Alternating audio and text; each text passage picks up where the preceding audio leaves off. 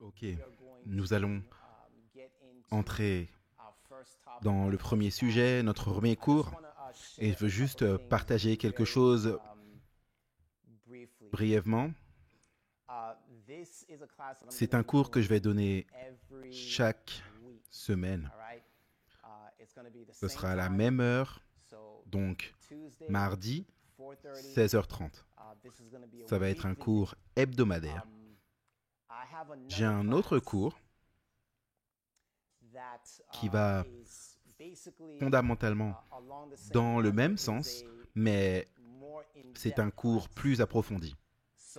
Donc, ce cours est un peu comme ma version légère d'étude de la Bible. Et pour ceux qui sont dans le groupe de photothéologie sur Facebook, nous allons passer en revue des choses très spécifiques qui vont vous aider à approfondir les Écritures. Donc, ceux qui sont sur Instagram également, cela sera diffusé sur YouTube. Je veux simplement que vous sachiez que cela aura lieu chaque semaine. Nous allons entrer en profondeur dans les Écritures. Nous allons examiner un principe qui s'appelle la photothéologie. La photothéologie, c'est l'art d'étudier la Bible à travers l'utilisation d'images. Ok? C'est l'art d'étudier la Bible à travers l'utilisation d'images.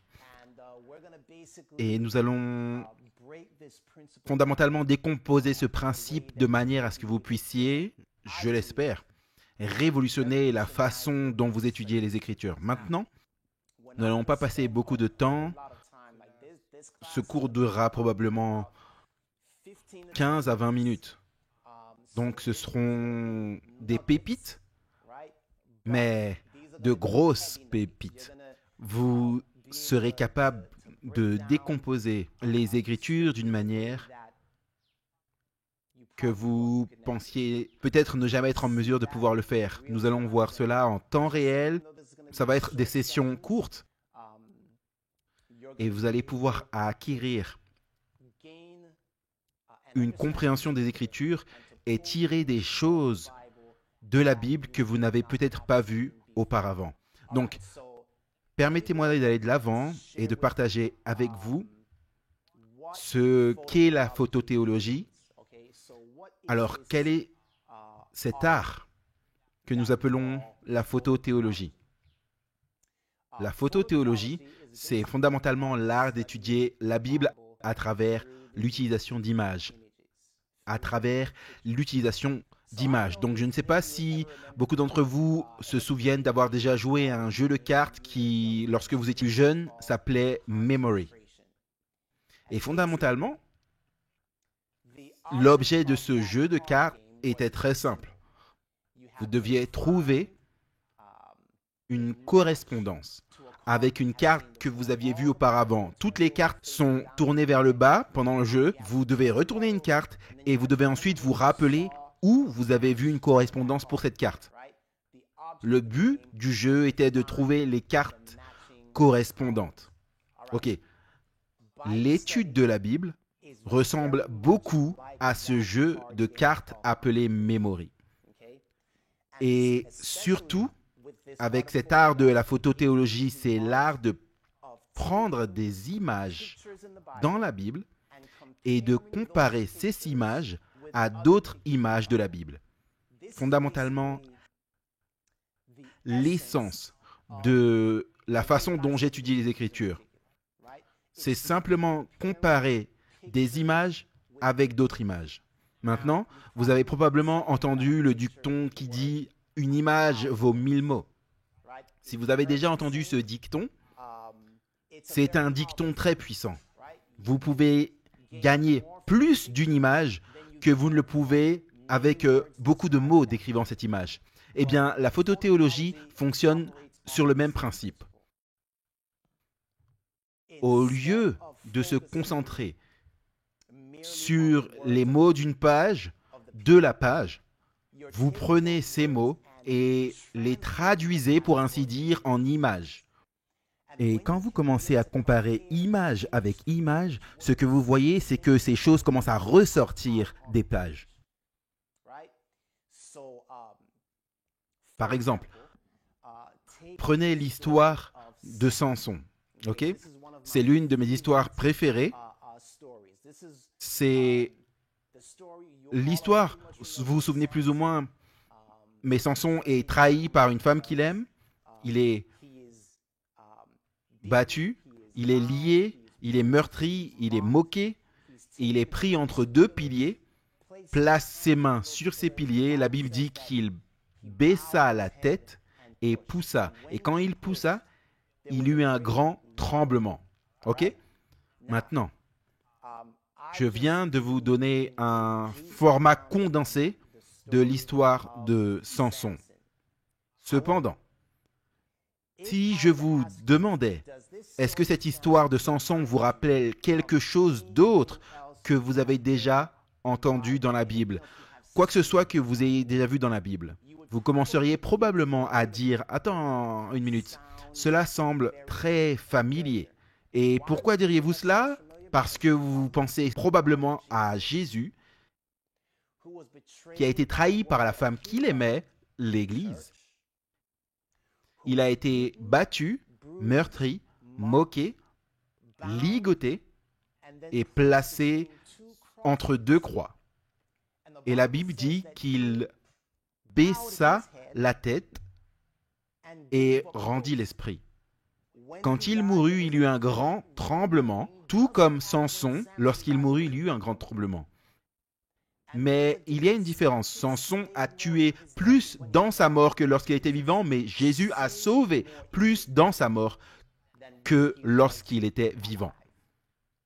Donc, qu'est-ce qui vient de se passer? Ceci, très simplement, c'est la photothéologie. Ok? Nous avons juste pris deux histoires différentes, deux images, et nous les avons comparées et trouvé une correspondance. De la même manière, nous avons parlé du jeu de cartes, que vous retournez les cartes qui sont toutes vers le bas. Lorsque vous retournez la carte, vous voyez une image, vous essayez de vous rappeler où est-ce que vous l'avez vue auparavant, vous trouvez ça, et lorsque vous trouvez la similitude, c'est le moment « aha ». C'est ce que nous recherchons. Nous recherchons des moments « aha », « eureka » dans les Écritures, où nous commençons à voir ce que j'aime appeler le design divin. En d'autres termes, vous commencez à voir que ces histoires n'ont pas été simplement placées dans la Bible par accident. Ok? Chaque histoire de la Bible a une certaine pertinence par rapport à d'autres parties de l'Écriture. En d'autres termes, la Bible est divinement conçue. Donc, l'un des premiers principes que j'aimerais partager avec vous, c'est essentiellement ceci. Comment puis-je obtenir des images dans mon esprit? Et c'est vraiment très simple. La plupart d'entre vous, si vous avez étudié la Bible, si vous avez grandi dans l'Église, vous avez beaucoup d'images dans votre esprit. Ce qu'on appelle ailleurs les couloirs des souvenirs. Plus vous avez d'images accrochées dans vos couloirs des souvenirs, plus votre étude de la Bible sera puissante et efficace.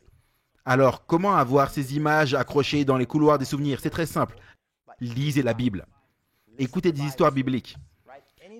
Tout ce que vous pouvez faire pour avoir les histoires de la Bible dans votre esprit, conceptualisez votre esprit comme un couloir, et ce couloir devrait avoir des images de toutes ces histoires de la Bible accrochées là. Si vous n'avez pas ces images accrochées dans ces couloirs de souvenirs, votre étude de la Bible va en souffrir. Du moins quand il s'agira d'utiliser la méthode de photothéologie. Donc, ce que vous devez faire, c'est de commencer à vous entraîner à placer des images dans les couloirs des souvenirs. Plus vous avez d'images accrochées, plus votre étude de la Bible sera puissante. Cela signifie que vous voulez essayer de mémoriser les Écritures, vous voulez essayer de mémoriser les histoires de la Bible. Et écoutez, même si vous ne comprenez pas ce que ça signifie, c'est OK. Parce que ce qui se passera, ce qui commencera à se produire lorsque vous commencez à utiliser ce style d'étude de la Bible, c'est que vous serez occupé totalement à vos affaires en faisant quelque chose d'autre. Vous occupez de vos affaires et tout d'un coup, le Saint-Esprit fera correspondre deux images suspendues dans votre couloir. des images dont vous n'auriez jamais pensé qu'elles auraient pu avoir quelque chose à voir l'une avec l'autre. Et c'est à ce moment-là que vous avez ce moment Eureka. Et c'est tout à fait ce que nous recherchons. Nous cherchons à apprendre comment commencer à comparer texte sur texte ou image avec image. Et quand vous commencez à faire ça, les livres comme Actes, comme Daniel, comme Ézéchiel, en fait, laissez-moi simplement, toute la Bible commencera à ressortir des pages. Ok? C'est ce que vous recherchez. Vous voulez que la Bible prenne vie lorsque vous l'étudiez. Ok? La photothéologie consiste essentiellement à entraîner votre esprit à voir la situation dans son ensemble. Entraîner votre esprit à prendre du recul par rapport à la Bible et à la voir avec une vue d'oiseau plutôt que de la voir dans la forêt. Souvent, nous nous approchons de l'arbre, nous essayons de comprendre les arbres, alors que ce que nous devrions vraiment faire, c'est de nous éloigner de l'arbre et de regarder la forêt pour avoir une vue d'ensemble. Ok? Alors, je vais vous donner un exemple d'une grande image, ce que j'entends par une vue d'ensemble. La plupart d'entre vous savent ce que cela signifie réduire en jus quelque chose. Vous prenez un paquet de fruits, vous prenez un paquet de légumes, qu'importe. Vous les mettez dans l'extracteur et ce que fait l'extracteur, c'est qu'il transforme tous ces légumes en quelque chose que vous pouvez avaler d'un coup. Alors qu'avant, vous ne le pouviez pas. Vous ne pouvez pas manger. Je veux dire, ce sera difficile de manger 20 légumes, mais si vous les réduisez en jus, vous pouvez les boire sans problème. La photothéologie vous enseigne essentiellement comment passer les Écritures à l'extracteur. Donc, lorsque vous regardez des choses comme le livre de l'Apocalypse, Daniel, une fois de plus, les prophéties dans la Bible, souvent les gens sont submergés du style « Ah, je ne peux pas comprendre, je ne sais pas comment donner du sens à cela ». Quand vous pouvez prendre du recul, regarder la situation dans son ensemble et apprendre à passer le texte à l'extracteur, apprendre à passer le livre entier à l'extracteur, apprendre à passer toute la Bible à l'extracteur, l'Ancien Testament ou le Nouveau Testament, cela vous met en confiance. Cela vous aide à venir vers la Bible en disant « Tu sais quoi ? Avec l'aide du Saint-Esprit, je peux comprendre ce livre. » Ce n'est pas aussi difficile que je le pensais. Et c'est là que je veux que vous arriviez. Je veux que vous arriviez à un niveau où vous pouvez commencer à parcourir le livre de Daniel ou l'Apocalypse, les prophéties de la Bible, les évangiles, les épîtres. Vous pouvez commencer à parcourir ces livres par vous-même et à les comprendre pour vous-même. Ok? Ça va être l'objectif de ce cours. Vous pouvez être en mesure de comprendre pour vous-même. Alors, voici ce que je vais faire. Je vais vous donner un exemple de ce que cela signifie passer quelque chose à l'extracteur. Et ensuite, je vais vous donner un devoir. Et ensuite, on va terminer. Donc, comme je vous l'ai dit, cette classe va être courte. Je vois que certains d'entre vous ont des difficultés à se connecter. Ne vous inquiétez pas, cela va être posté sur Facebook. Et j'espère que la prochaine fois, on n'aurait pas ce problème quand on diffusera. Mais je vais vous donner un exemple et vous aurez un devoir. OK? Allons-y. Nous sommes sur le point de résumer tout l'Ancien Testament. Et on va le faire en quelques minutes. Êtes-vous prêts? Alors, je vais surveiller vos réponses ici et je sais qu'il y a un peu de latence, donc je vais attendre vos réponses, mais je vais vous poser une question. Voici la question. Combien d'offices y avait-il dans l'Ancien Testament? Combien d'offices y avait-il dans l'Ancien Testament? Donc, je regarde le flux Instagram, je regarde le flux Facebook, je veux juste voir quelles sont vos réponses. Combien d'offices y avait-il dans l'Ancien Testament? Quand je dis office, j'espère que vous comprenez ce que je veux dire. Je vais vous donner un indice. L'un d'entre eux serait prophète. Donc dans l'Ancien Testament, il y avait des prophètes, ok? Quels sont les autres offices dans l'Ancien Testament?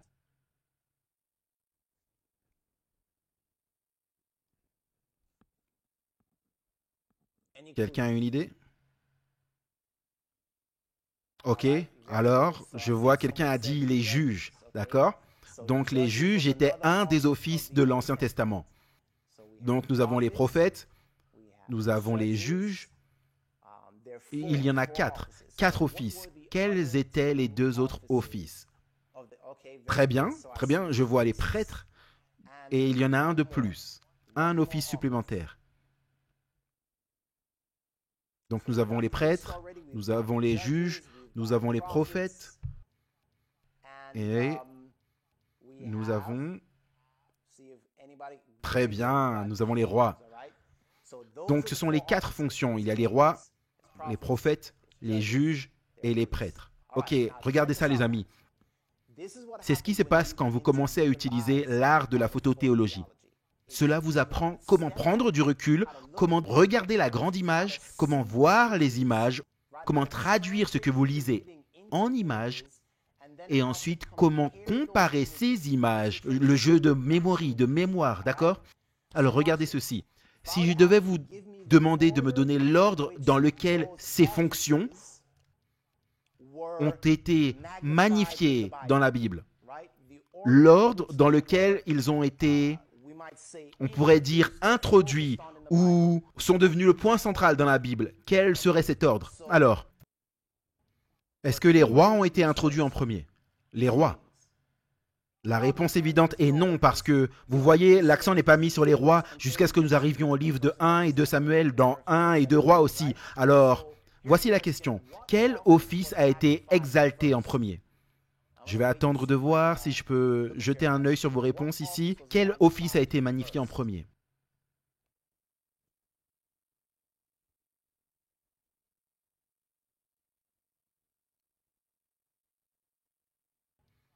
Ok. Je surveille vos réponses. Voyons. Ok, très bien. Prophète. Quelqu'un a dit la fonction de prophète a été exaltée en premier.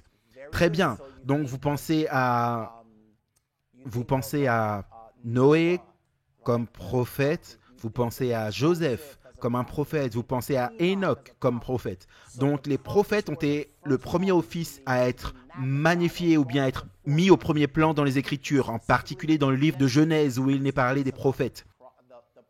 Ok, donc maintenant quel était le prochain office qui a été magnifié dans les Écritures? Et certains d'entre vous comprennent déjà où nous allons. Donc la prochaine fonction à être magnifiée dans les Écritures,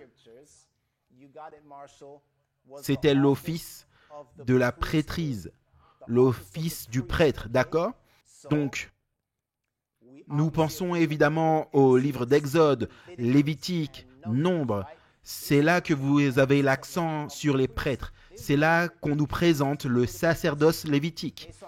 Donc je ne dis pas que les prêtres n'étaient pas mentionnés avant le livre d'Exode, je dis simplement qu'ils ont été magnifiés. Le sacerdoce est devenu au premier plan, après les prophètes. Donc nous avons les prophètes, puis nous avons les prêtres. Très bien, je vois que vous suivez sur Facebook. Maintenant, quel était le prochain office élevé dans les Écritures? Après les prophètes, après les prêtres, quel était le prochain office mis en avant? Alors, pensez aux prêtres. Exode, Lévitique, Nombre, Deutéronome, Josué, tout ça c'est au sujet de la prêtrise. Quel serait le prochain office à être mis en avant? Tout ce que vous avez à faire, c'est de penser quel est le livre qui vient après Josué. Très bien. Les juges. Les juges. Les juges sont l'office suivant à être magnifié dans les Écritures. Donc les prophètes, les prêtres, les juges, ce qui signifie que le dernier office est évidemment la fonction de quoi? La fonction de roi. Et donc là, nous avons maintenant 1 et 2 Samuel, 1 et 2 rois, 1 et 2 chroniques. À partir de maintenant, vous avez affaire au roi d'Israël. C'est à peu près un résumé de l'ensemble de l'Ancien Testament. Nous savons que les rois ont finalement totalement échoué et se sont trompés. Et puis leur office initial a été stoppé. Mais c'est l'ordre. Regardez. Prophète, prêtre, juge, roi. Prophète, prêtre, juge, roi. Vous voyez ce que l'Écriture fait ici?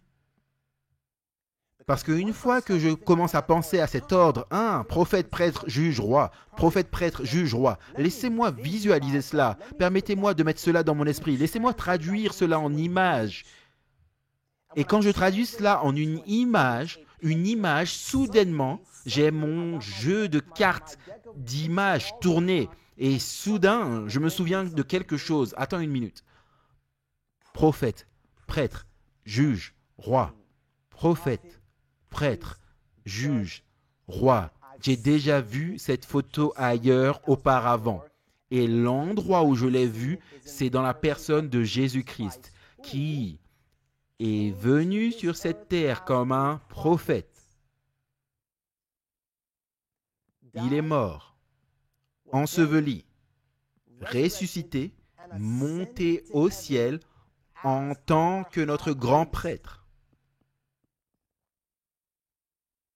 Nous savons qu'à un moment, dans son ministère sacerdotal, un jugement commence.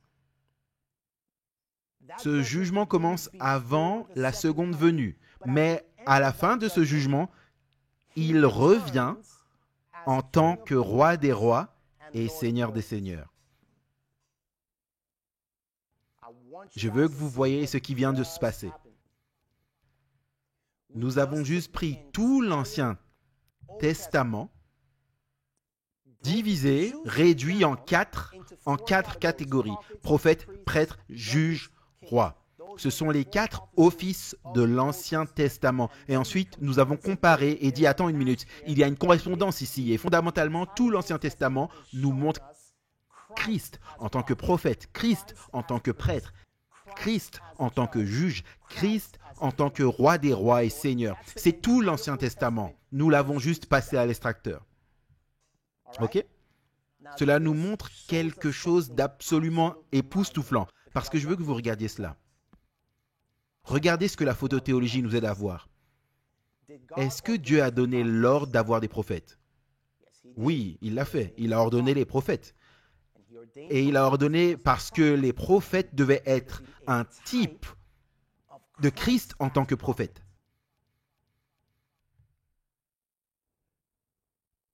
Vous comprenez? Ok. Est-ce que Christ a donné l'ordre d'instaurer la prêtrise? Est-ce que Christ lui-même a institué la prêtrise? Est-ce que Dieu lui-même a institué la prêtrise? Oui, il l'a fait. Pourquoi? Parce que les prêtres devaient représenter un type ou être un symbole ou un type de Jésus en tant que notre grand prêtre. Oui. Ok. Dieu a-t-il institué les juges lui-même? Oui. Dieu a instauré les juges lui-même. Pourquoi? Parce que les juges devaient être un type de Jésus en train de juger. Ok, vous savez où je vais par la suite. Est-ce que Christ a instauré les rois d'Israël? Oui ou non? Je vais attendre que les gens sur Facebook rattrapent parce qu'il y a un décalage de 20 secondes, mais je vais juste attendre. Je sais que sur Instagram, vous suivez cela un peu plus vite que le groupe sur Facebook, mais Christ a-t-il instauré la fonction de roi pour Israël? La réponse est non, non, non, non, non, non, non. Laissez-moi vous poser une question. Y a-t-il eu de bons prophètes? Beaucoup de bons prophètes. Quelques-uns étaient mauvais, mais beaucoup de bons prophètes. Y a-t-il eu de bons juges? Oui. Je veux dire de bons prêtres. De bons prêtres. Oui, certains mauvais, mais beaucoup de bons prêtres. Y a-t-il eu de bons juges? Oui, de bons juges. Certains juges sont à remettre en question, mais en général, il y a eu de bons juges. Qu'en est-il des rois? Y a-t-il eu de bons rois? Oui, un ou deux. De loin, les rois ont lamentablement échoué. Pourquoi? Parce que vous pouvez refléter Christ en tant que prêtre. L'homme peut le faire. Vous pouvez refléter Christ en tant que prophète. Vous pouvez refléter Christ en tant que juge. Mais vous ne pouvez pas représenter Christ en tant que roi des rois et seigneur des seigneurs. Il n'y a qu'un seul roi des rois et seigneur des seigneurs. C'est Jésus lui-même. La fonction de roi n'a jamais été conçue pour qu'un homme la remplisse. C'est un office réservé à Jésus uniquement. Et maintenant, vous pouvez comprendre pourquoi les rois ont si misérablement échoué à refléter Christ en tant que roi des rois et seigneur des seigneurs. OK? Les amis, qu'avons-nous fait à l'instant? Nous venons de prendre tout l'Ancien Testament, nous avons utilisé ce principe de photothéologie, nous l'avons résumé, et ensuite ce que nous avons fait, c'est que nous avons comparé ce que nous avons vu avec une autre image que pour beaucoup d'entre vous, vous aviez déjà en mémoire.